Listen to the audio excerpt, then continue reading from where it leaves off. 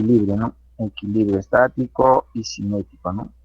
Este equilibrio estático es cuando nosotros lo vemos, que el objeto no se mueve, ¿no? Está en reposo, no se mueve, velocidad es cero. Y este tipo de equilibrio cinético es cuando el cuerpo se mueve a velocidad constante. Si se mueve a velocidad constante quiere decir que está en equilibrio cinético. Un ejemplo vendría a ser, ¿no? Por ejemplo, nosotros en la Tierra, sobre la superficie del globo terráqueo, estamos ahí, ¿no? Aparentemente estaríamos en un equilibrio estático, ¿no? En este caso estaríamos, ¿no? La mesa, las sillas, todo en tu cuarto está en un equilibrio estático. Pero resulta que cuando tú te sales de la Tierra y observas a tu silla y a tu mesa, ya no está quieto, sino está girando junto con la Tierra, ¿no? A grandes velocidades, ¿no? Hace un giro, está girando alrededor del Sol y también alrededor de sí mismo, ¿no? La Tierra. Entonces estaría en un equilibrio cinético, ¿no? El equilibrio cinético es cuando gira o se mueve también a velocidad constante, ¿no? Ya, ahí se viene a ser la diferencia, ¿no? Depende desde qué punto tú lo veas, ¿no? Entonces, ese viene a ser el equilibrio estático y cinético, la diferencia, ¿no? También cuando tú vas a viajar en un bus que viaja a velocidad constante, dentro del bus puedes caminar así como estaría quieto, ¿no? Puedes lanzar una pelota arriba y cae igual, ¿no? En tu mano también, ¿no? Todas las ecuaciones o las leyes de Newton se cumplen cuando tú vas a velocidad constante. Pero, ¿qué pasa si el bus empieza a acelerar y luego desacelerar? No está en ese plan. Entonces, ese móvil o ese sistema de donde tú estás dentro del bus ya no estaría en equilibrio cinético, ¿no? Entonces, son ejemplos, ¿no? De qué cosas son los equilibrios cinéticos. Nosotros vamos a estudiar más que todo esta parte, ¿no? Equilibrio estático. Cuando lleguemos a dinámica, ahí sí vamos a aplicar lo que viene a ser este concepto de equilibrio cinético, cuando los cuerpos se mueven a velocidad constante, ¿ya? Bien, ahora vayamos a lo que es la fuerza. ¿Qué será la fuerza? Viene a ser básicamente la interacción que existe o que se presenta, la interacción entre dos cuerpos, ¿no? Tienes que hacer interactuar dos cuerpos para que pueda aparecer la fuerza, ¿no? Un ejemplo sería, por ejemplo, para que tú muevas un cuerpo, tienes que aplicar una fuerza, ¿no? Entonces necesitas aplicar otro cuerpo, ¿no? Con tu mano, empujar o con otro cuerpo, ¿no? Y otro ejemplo sería, por ejemplo, la Tierra es un globo, es una gran masa, ¿no? Un cuerpo grande. Haces interactuar, por ejemplo, con una piedra, ¿no? Que es pequeñita, ¿no? Entre los dos hay una interacción, ¿no? Hay fuerzas de atracción entre ellos, ¿no? Por eso es que la piedra cae siempre hacia abajo, ¿no? Una fuerza de atracción. Y es que está dentro de su campo, ¿no? Dentro de su campo gravitatorio. Entonces, la fuerza aparece o se presenta debido a la interacción de dos cuerpos. ¿Ya? Así no sé la fuerza. Bueno, dentro de ello tenemos la fuerza normal. Ahora vamos a utilizar nuestra pizarrita para poder escribir y explicar mejor, ¿eh? Entonces, estática. Eh, Siempre descarguen nuestra ficha, ¿eh? Para que puedan seguirme también. Bien, entonces este es el tema de estática.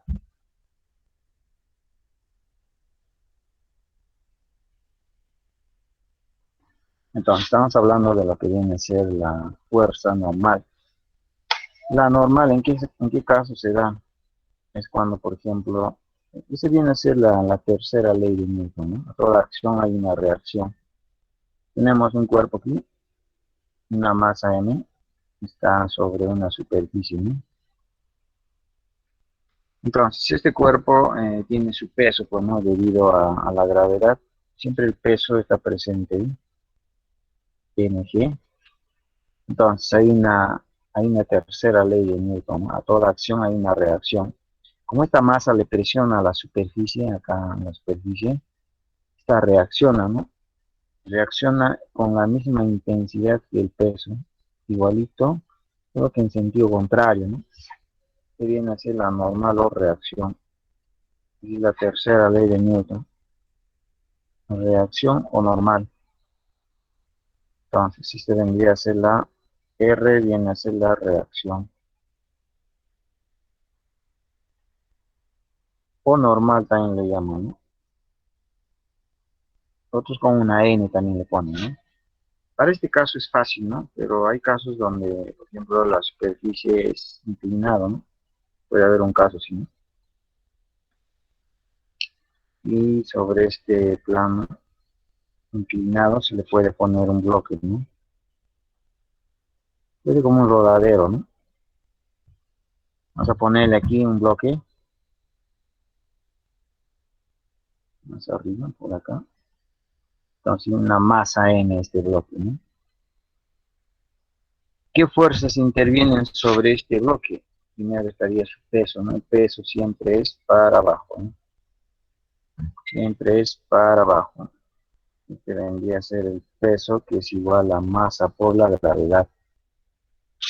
¿Qué más puede haber acá? Puede haber una fuerza de fricción. Hay una fuerza de fricción, F minúscula vamos a llamar. Esta fuerza de fricción se opone a que este bloque resbale, ¿no? ¿Qué más puede haber? La normal, ¿no? La normal siempre es perpendicular a este bloque o esta flechita de la normal siempre es perpendicular al plano en el cual está apoyado este bloque, ¿no?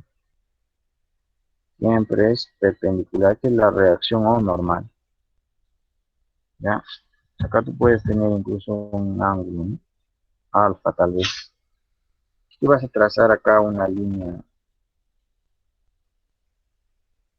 va a ser una proyección, así puede ser el eje y este podría ser el eje X, ¿no? Entonces tienes acá el plano cartesiano X y para arriba Y, ¿no? Y por acá estaría Y.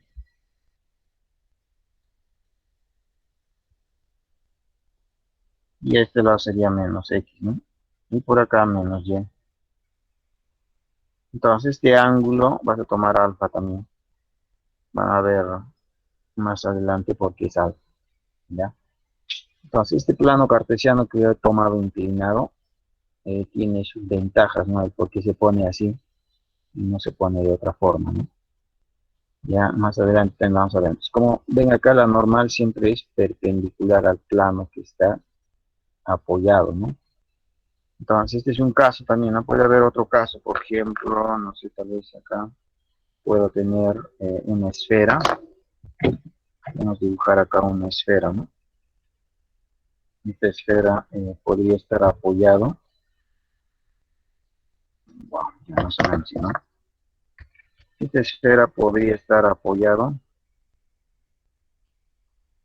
en el piso y luego sobre una pared, ¿no? Entonces, debido a que hay fuerzas que actúan sobre esta esfera,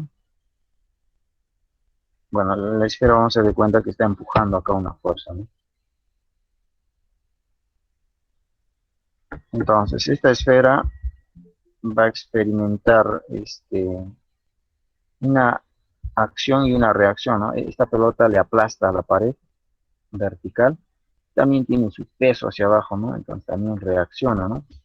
Entonces aparecen las reacciones en este caso, ¿no? Entonces no se olviden que el peso está siempre hacia abajo, ¿no? Debería ser el peso, ¿no? Mg. Entonces también hay una reacción para arriba, ¿no? Bueno, este vector podemos dibujarlo acá arriba, ¿no? Debería ser la reacción. Esta pared horizontal también reacciona, ¿no? En esta dirección. Este sería R2, R1. Entonces, debido a que presiona esta fuerza, Profesor, no se lo escucha bien. ya, a ver, el dato sigue fallando, creo. Yo sí le escucho bien, profesor. Yo también. Yo le escucho. Reacciones. Ya la reacción viene a ser siempre perpendicular al plano en el cual está apoyado, ¿no? Este vectorcito es perpendicular a esta línea. Igual este, ¿no? R2 le llamamos. Es perpendicular a esta pared.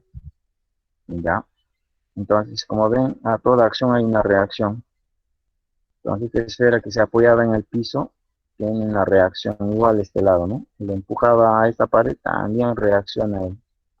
Ya toda acción hay una reacción, ese viene a ser la tercera ley de Newton, ¿no?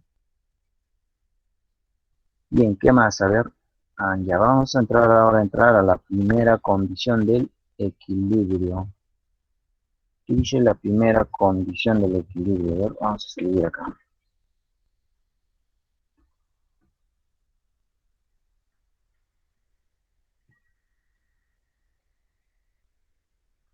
La primera condición del equilibrio.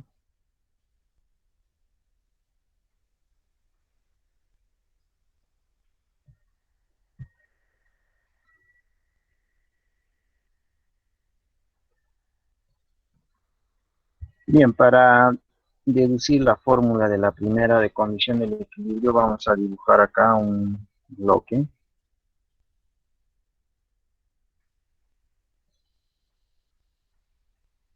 Tenemos un bloque que está apoyado en el piso, ¿no? Y vamos a hacer jalar fuerzas en sentidos opuestos, paralelos, pero en sentidos opuestos, ¿no? Se da cuenta que aquí F1 es igual a 5 newtons.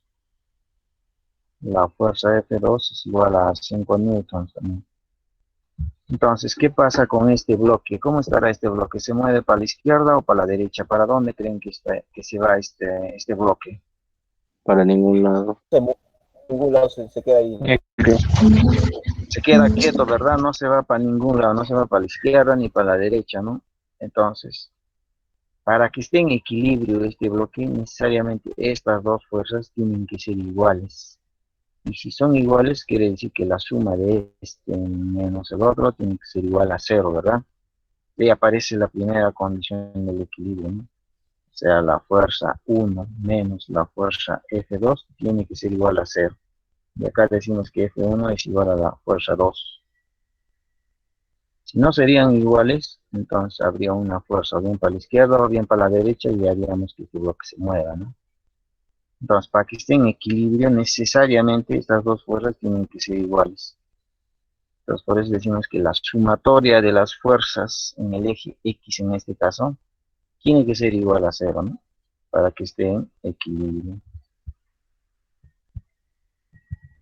De ahí viene la primera condición del equilibrio, ¿no? La sumatoria de todas las fuerzas en la dirección del eje X tiene que ser igual a 0. Si analizamos en forma vertical, esto también ocurre igualito, ¿no? Es como sería este caso, ¿no? Para que no se mueva este bloque para arriba ni para abajo, entonces R con el peso tienen que ser iguales, tienen que anularse y se queda quieto este bloque, ¿no? Entonces decimos que la sumatoria de todas las fuerzas en Y también tiene que ser igual a 0. Esta es la primera condición del equilibrio. Ya, eso quiere decir que en cualquier cuerpo que tú analices, para que este cuerpo esté en equilibrio, la sumatoria de todas sus fuerzas tienen que anularse, ¿no? Tienen que hacerse 0. Si no se hacen 0, no estaría en equilibrio. Ya, entonces, cada vez que encontremos un cuerpo que nos diga, ¿no? Está en equilibrio, ya tienes que pensar rápido en estas ecuaciones, ¿no? ¿Ya? Entonces, se viene a ser. Entonces, ¿esto qué quiere decir? Que cuando tú vas a sumar fuerzas en X y en Y, vas a igualar a 0.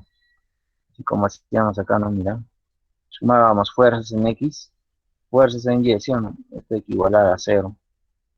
Igualamos a 0 para todos los casos, cuando nos digan que está en equilibrio. ¿Ya? Por ejemplo, acá hemos sumado fuerzas en X, fuerzas en Y. Ahora vamos a igualarlo a 0 cuando me digan que un cuerpo está en equilibrio. Ya, ese viene a ser la primera condición del equilibrio. Sumar todas las fuerzas, igualarlo a 0. ¿Ya? Ese vendría a ser lo que es la primera condición del equilibrio. Bien, ahora vamos a aprender a dibujar el diagrama del cuerpo libre, ¿no? ¿Qué consiste el diagrama del cuerpo libre? Es dibujar a las flechitas nada más, ¿no? A los vectores nada más. Ya no vamos a dibujar al cuerpo en sí, ¿no? Digamos, acá tengo la esfera, ¿no? El diagrama del cuerpo libre tengo que trazar en el plano cartesiano Solo dejar las flechitas nada más, para más o menos como este gráfico, ¿no? Acá, por ejemplo, no está el cuerpo, solo están las flechitas, ¿no? Algo así. Las flechitas hay que llevarlo al origen y empezar a resolver como un vector, ¿ya? Entonces, vamos a ver cómo se dibuja. Vamos a ver el diagrama del cuerpo libre. Y le llaman, ¿no? En estática es muy importante el diagrama del cuerpo libre porque te ayuda a solucionar más rápido los problemas, ¿no? Entonces ponemos acá diagrama del cuerpo libre.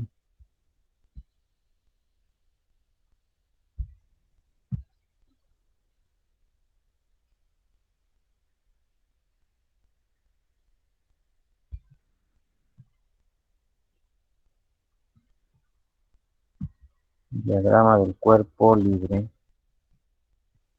Bien, se abrevia con DLC, ¿no? Diagrama del cuerpo libre. Vamos a dibujar aquí un cuerpo que va a estar suspendido en el techo.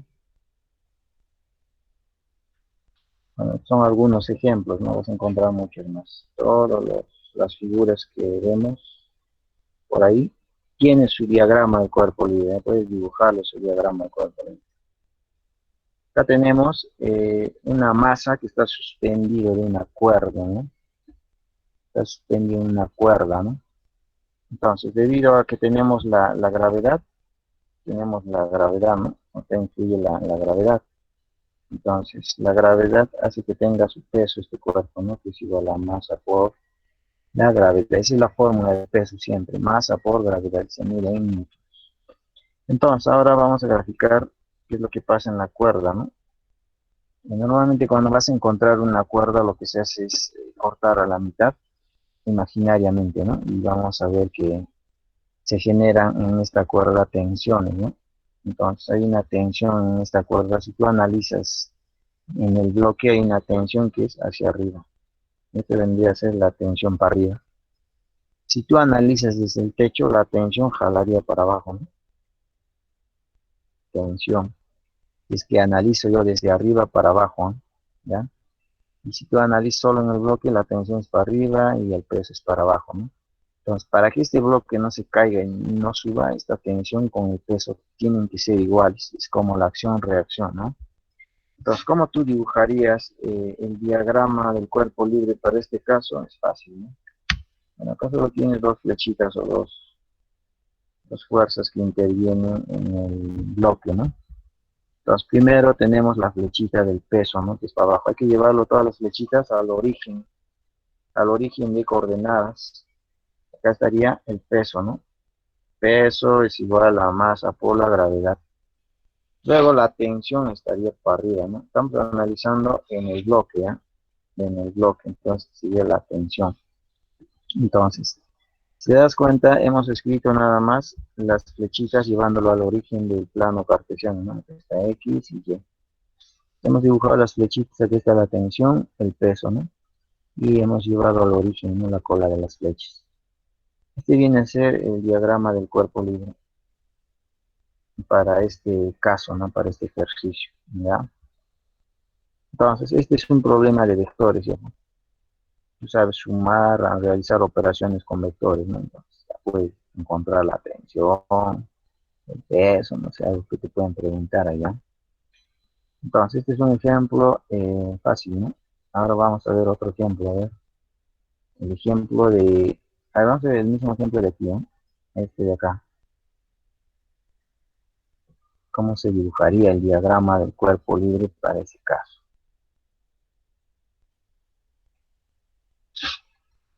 Entonces, vamos a dibujar ahí. Este sería otro caso. A ver, vamos a dibujarlo grande para que se note el ángulo. Ya, así más o menos está. Acá tenemos el rodadero, ¿no? Entonces tenemos aquí un bloque. Este bloque tiene masa M. Las fuerzas que intervienen vendría a ser la fuerza de fricción. Tiene su peso, el mg. Vamos a ponerle un ángulo también aquí, un ángulo alfa. ¿Y qué más? Tenemos la normal también, ¿no? La normal siempre está ahí. La normal o reacción. Vamos a dibujar el plano cartesiano. El plano cartesiano siempre vas a dibujar, para este caso, así ya. Siempre no nos conviene dibujar de esta forma, van a ver por qué. En todos los problemas de física, y cuando hay planos inclinados, siempre el plano cartesiano van a tomar de esta forma. Este lado sería X, no, diré Y. Puedes tomar si quieres este lado X, ¿no? Y de acá abajo menos Y, y aquí menos X, ¿no? Entonces, si tú observas en este gráfico, ¿por qué he tomado de esta forma? Porque estos dos vectores ya están bien definidos sobre el eje X y Y, ¿no? Si yo hubiera tomado en esta dirección el eje Y, y acá X, solo este vector hubiera estado sobre el eje menos Y. Estos dos hubieran estado en la mitad de 2. Hubiera necesitado descomponer dos vectores. En cambio, si tomo de esta forma, veo que solo necesito descomponer un vector nada más, este vector. Pues van a ver, mira, acá vamos a dibujar el plano cartesiano. Voy a enderezarlo, ¿no? Para que se vea mejor. Vamos a enderezar este plano cartesiano, ¿eh?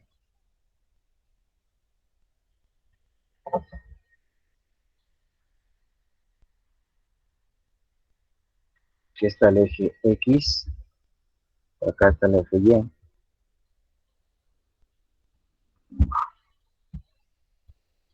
Listo. Entonces vamos a enderezar, ¿no? Entonces resulta que la fuerza, esta minúscula que es la fricción, está en el eje X positivo, ¿no?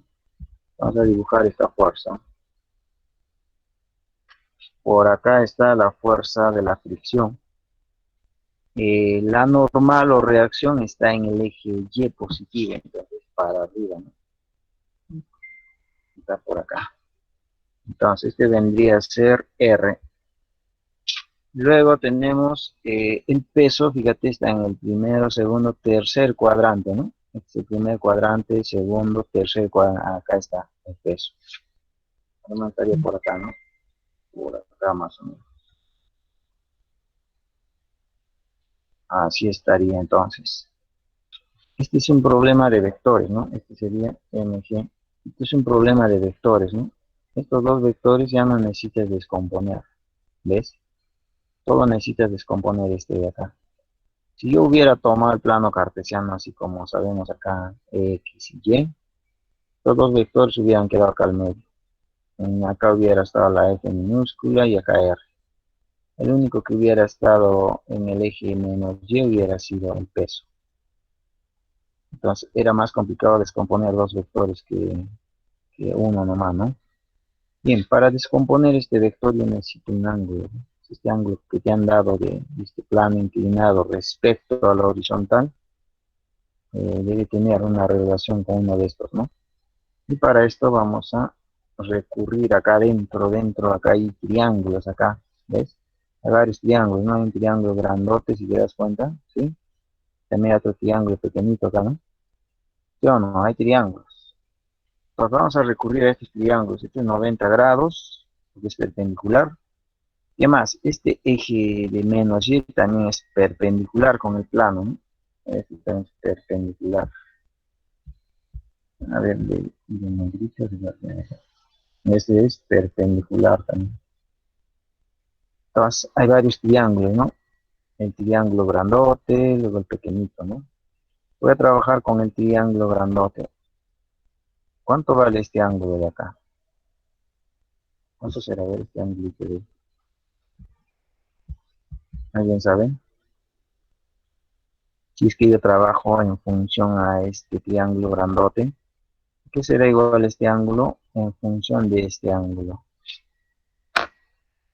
¿Alguien sabe? No te olvides que la suma... No, no te olvides que el ángulo interior de los tres es 180, ¿no? Acá ya tengo 90, eso quiere decir que este más este tiene que ser 90. 35. No es 95 tampoco, o 35. 45. Tampoco es 30. 45. Nada. ¿A qué será 30, igual? A ver, 30 tampoco. 30 grados. Nada, no es. 90 menos alfa. Ajá, 90 Alfa. menos alfa. Sería 90 menos alfa. Entonces, ¿por qué 90 menos alfa? Porque cuando tú sumas 90 menos alfa más alfa, te da 90, pues, ¿o no? ¿Sí o no? Porque yo les he dicho que este es 90, ¿no? Y la suma este más este tiene que ser 90 también, para que te dé la suma de los ángulos interiores 180. Entonces, este ángulo más este ángulo tiene que ser 90, pues. ¿Cómo sé? Mira, fácil. 90 menos alfa más alfa es igual a 90, ¿o no? Es a 90, ¿cierto o no? Sí. Ajá, entonces ahora, una vez que ya sé este ángulo, puedo saber este ángulo, ¿no? Trabajo en el triángulo pequeñito. Quiero saber el ángulo que forma el eje menos y con el peso.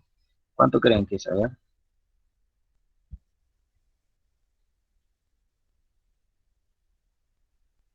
Si sé que este ángulo es 90 menos alfa, ¿cuánto vale este ángulo? 90. No es Alfa. 90. Alfa, pues, ajá. Alfa, listo, ya está ya. Esta es una forma de encontrar el ángulo, utilizar geometría, ¿no? Geometría, geometría. Por eso es importante saber todas las matemáticas que hay por ahí. Porque si no, no vamos a poder aprender fácil en nuestro curso. Bien, ya sé que este ángulo es igual al ángulo del plano inclinado, ¿no? Entonces, el ángulo es alfa. Este alfa es menos y, aquí está menos y forma con el vector peso. Entonces, este ángulo de acá es alfa. Entonces, ya puedo descomponer, ¿no? Si tengo la hipotenusa y el ángulo, puedo encontrar, ¿no? Este lado puede ser mg, puede ser seno de alfa. Este lado puede ser mg, puede coseno de alfa, ¿no? Entonces, podrá descomponer vectores, ¿ya? Entonces, cuando vas a ver un plano inclinado así, y quieres graficar esto, acá de frente le pones alfa. Ya, ese es el truquito ahí que tienen que ver. Y si no, tienes que deducir también, dibujas en grande y vas a empezar a graficar, ¿no? Entonces, esta figura que hemos dibujado se llama diagrama del cuerpo libre. ¿Ya? Entonces, como ven, acá ya no dibujamos los bloques, solamente las fuerzas que intervienen en este bloque. ¿Ya? Entonces, se viene a ser. No se olviden que acá este vector tú puedes descomponer, ¿no? En X y en Y. Cuando descompones esta fuerza, tienes una componente en X, ¿no? Acá.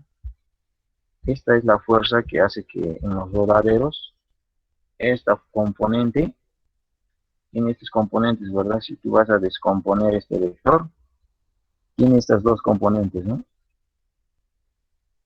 Cuando tú vas a descomponer este peso, tiene dos componentes rectangulares, ¿no? Recuerdas que armábamos un triángulo, ¿no? Entonces, esta componente le aplasta la plataforma, ¿no? Este de acá. En cambio, esta componente al bloque le está jalándole para dónde, para acá. Esta componente es el que hace que tú ruedes en un rodadero. Entonces, en tu moto, a la bajada, esta componente es el que hace que tú solito te vayas en la bajada también, ¿sí? Esto va a depender mucho del ángulo de inclinación también, ¿no? Está en función al ángulo este vector que está en esta dirección. Entonces, este vector es el que se encarga de que tú en la bajada te vayas con todo, ¿no? Si hay más pendiente, este ángulo es mayor, entonces te vas con más rapidez, ¿no? No hay mucha pendiente, este vector es pequeñito también, ¿no? No hay mucha fuerza, ¿no? Ya, entonces, por eso es importante descomponer los vectores, ¿ya? Bien, no sé si tienen alguna pregunta o duda tal vez al respecto. ¿Ninguna? No hay ninguna pregunta. Bien, ahora vamos a ir a lo que viene a ser el torque o momentum también le llaman, ¿no? Torque o momentum también le llaman. Bien, vayamos a lo que viene a ser el torque. Bueno, el torque vamos a escribirle así, ¿no? El torque o momentum.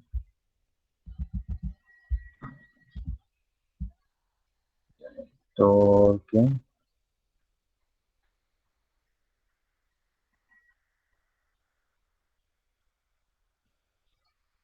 torque o momentum. Bien, el torque vamos a abreviar con una tau, que es similar a la letra mayúscula de T, ¿no? Entonces, para esto vamos a dibujar nuestro alicate o una llave, ¿no? Una llave francesa. Tenemos acá una llave francesa.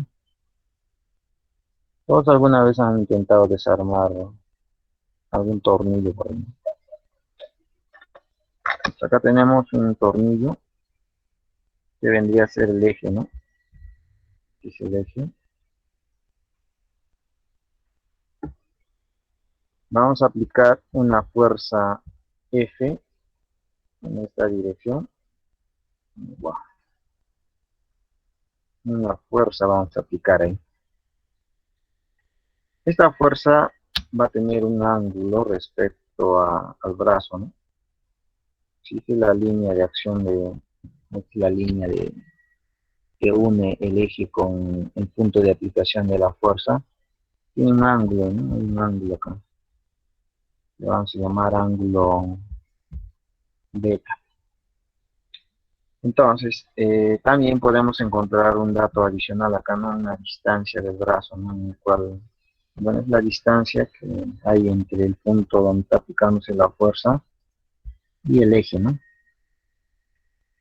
Entonces, este vendría a ser la distancia donde está aplicándose la fuerza, ¿no? Este vendría a ser el otro punto donde está el eje. La distancia, ¿no?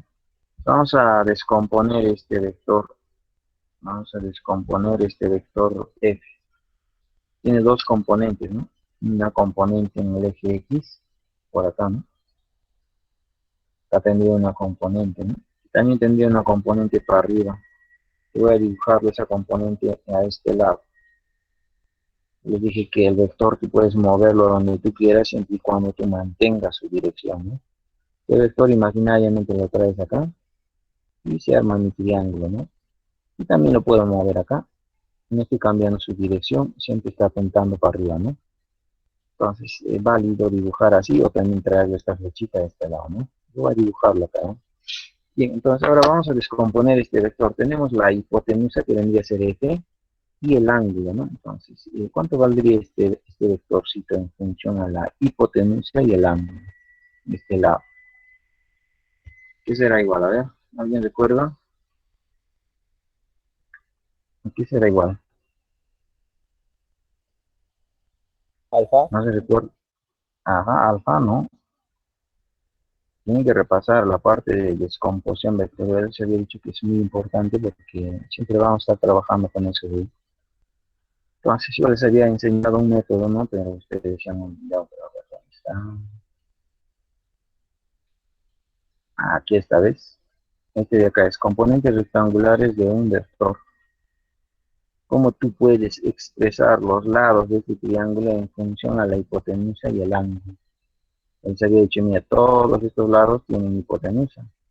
El ángulo que se opone a este lado es la función seno. Y el otro es el coseno. Es una forma de descomponer el vector en función al ángulo y a la hipotenusa. No siempre te van a dar un triángulo conocido, como es en este caso, ¿no? No sabemos qué ángulo es para que tú digas esto vale tanto, tanto, ¿no? Vamos a utilizar ese conocimiento de cómo es que podemos expresar este lado, los lados, en función a la hipotenusa y al ángulo. Entonces este lado, ¿a qué era igual este lado, si se recuerdan? ¿No? ¿Cuánto vale la hipotenusa? Vale F, ¿verdad? Para ambos lados, F. Este lado, el lado que se opone es la función seno. Entonces, este lado es lo mismo que este de acá, ¿no? Sería seno de beta. Y el otro lado es coseno de beta. Listo, ya has descompuesto el vector. Ya no te sirve esta flecha de rojo. Si quieres lo puedes borrar y trabajar con estos nomás. Entonces, ¿quién es el que genera torque? El torque es el querer hacer girar, ¿no? Una palanca. ¿Ya? Entonces, ¿cuál de estas dos fuerzas quiere hacer girar a esta palanca? ¿Cuál de estas fuerzas? A ver, observen. ¿Cuál será? Seno de beta. Ajá, seno de beta, exacto. Entonces el torque es igual a fuerza por distancia, ¿ya? Fuerza por distancia, o si no, no se copiar así. Aquí sería la distancia por la fuerza seno de beta. Esta es la fuerza que quiere hacer girar a esta palanca. Y ahí viene la fórmula fuerza por distancia, ¿no? Normalmente yo digo fuerza por distancia por el seno del ángulo que forman los vectores, el vector con la horizontal o con el brazo, ¿no?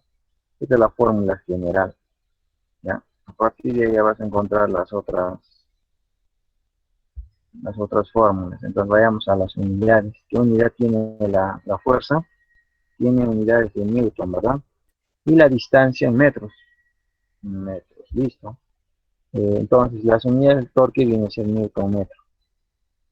El ángulo o la función trigonométrica no tiene unidades, no se mide metros, segundos, nada más a dimensionar. Este de acá también es unidad de joules, pero cuando se habla de torque solo se le deja así, ¿no? ¿Ya? Solo se le deja así cuando es en torques. Entonces, ese viene a ser, ¿no? A ver, acá vamos a poner alguna nomenclatura donde F viene a ser la fuerza, ¿no? Es la fuerza. La fuerza medimos en newton. D viene a ser la distancia, ¿no? Es una distancia donde está ubicado la fuerza y el eje, ¿no? Listo, entonces ese vendría a ser el ángulo beta, viene a ser ángulo entre quién, entre F y la distancia, no el brazo. Se vendría a ser nuestra nomenclatura, ¿no? Para distinguir, ¿no? Que la distancia es de acá hasta acá y F es la fuerza, ¿no? Y este ángulo beta es el ángulo entre la fuerza y, digamos, la proyección de la distancia, ¿no? Se vendría a ser. Bien, hay un caso particular, ¿no? ¿Qué pasa si el ángulo es 90 grados? ¿Qué pasará con mi ecuación? A ver, si beta es igual a 90 grados. O sea, este vector está en este lado, ¿no? Se está netamente apuntando para arriba. Entonces, tú puedes reemplazar acá en esta ecuación la fórmula, esta es la fórmula general, ¿no? El torque sería igual a fuerza por distancia por el seno de 90 grados. Seno de 90 grados, ¿a qué es igual? ¿Alguien recuerda? Seno de 90, ¿qué será igual? 1. Ajá, es 1, muy bien. 1. Este es 1. Entonces, el torque vendría a ser igual a fuerza por distancia. Este es un caso particular, ¿no? Esta fórmula tú puedes aplicar de frente siempre y cuando la fuerza sea perpendicular con el brazo, ¿no? Pero esta es la fórmula general. Ya cuando tú vas a manejar tu moto, por ejemplo, hay torque ahí también, ¿no? Digamos, tienes acá tu Catalina, no sé qué le llaman a las motos. La cadena siempre forma 90 grados. Acá vendría a ser el radio, ¿no? Acá tienes el radio, ¿no? Acá. Será más bonito. Este vendría a ser el radio, ¿no? Acá forma 90 grados con la fuerza que jala ahí la cadena. Entonces, cada vez que está girando, todo el rato forma 90 grados la fuerza en la cadena cuando jala. Todo el rato forma 90 grados. En las bicicletas igual son. Acá está generando un torque. Cuando tú manejas bicicleta haces cambios de velocidad. ¿Qué es lo que haces? Estás cambiando de torque. Una vez que cambies esto, la cadena cambias, ¿no? A uno que tiene más grande, uno más pequeñito, ¿sí, no? Lo que hace en la bicicleta, cambias los torques. Algo similar ocurre en las motos también cuando haces cambios de caja, ¿no? Creo que adentro ya los engranajes vienen a ser, ¿no? ¿Ya? Entonces, ese viene a ser el torque, el que debe hacer girar una palanca o un brazo, ¿no? Entonces, el torque se aplica en muchas partes de la vida, ¿no? También hay que en las poleas se aplican, ¿dónde más? En medicina, si vas a aplicar torque también, ¿no? Si alguien va a tener un accidente, digamos, tiene hemorragia en los pies, en el brazo, no sé. que le aplican el torniquete, se llama, pero utilizan una cuerda y una palanca, ¿no? Puede ser un palo o algo, ¿no? Y hacen el torniquete y aplastan, y como con girar, tú estás presionando el brazo, ¿no? Y con eso evitas que salga mucha sangre o muera desangrado, ¿no? Entonces el torniquete en la vida está en muchas partes, hasta de una tijera, un alicate, está en una carretilla, en muchas partes está el torque, ya hasta en el cuerpo humano, ¿no? Cuando tú mascas también hay torque, ¿no? Es que tienes mandíbula, ¿sí? Ya en los brazos también hay torques, ¿no? Dependiendo del brazo, ¿no? Si es grande o corto también. Entonces el torque está en todas partes, ¿ya? Tienen que fijarse en todo lo que haya palanca, vegas y brazos, distancia, en ahí hay torque, ¿ya? Eso tienen que tenerlo presente. Bien, ¿alguna pregunta tal vez? ¿Un comentario? ¿Ninguno? Buah, nadie quiere hablar. Antes, vayamos al signo de los torques, antes que me olvide. Hay un convenio de signos acá. ¿Ya? Los torques, al igual que en las fuerzas, tomamos, ¿no? Signos positivos, negativos, arriba, abajo, ¿no? Hay signos acá, ¿no? Por ejemplo, si tú quieres hacer, o hay una fuerza que quiere hacer girar a la palanca en sentido horario, el torque es negativo. Ya, el torque es negativo. Y si hay una fuerza que quiere hacer girar en el sentido antihorario, el torque es positivo. Eso hay que tenerlo en cuenta, ¿eh? Es positivo. Sentido horario, el torque es negativo, ¿ya? Y sentido positivo, o diré sentido antihorario, es positivo. Ese viene a ser el convenio de signos que se ha llegado, ¿no? ¿Quieres decir girar este brazo en sentido antihorario o horario? Es negativo. Hay un brazo que quiere hacer girar o una fuerza en este sentido, el torque es positivo. Ya, al igual que acá, ¿no? Mira, si es para arriba es positivo, si es para abajo es negativo, ¿no? Algo así. ¿Ya? Ese viene a ser el convenio de signos.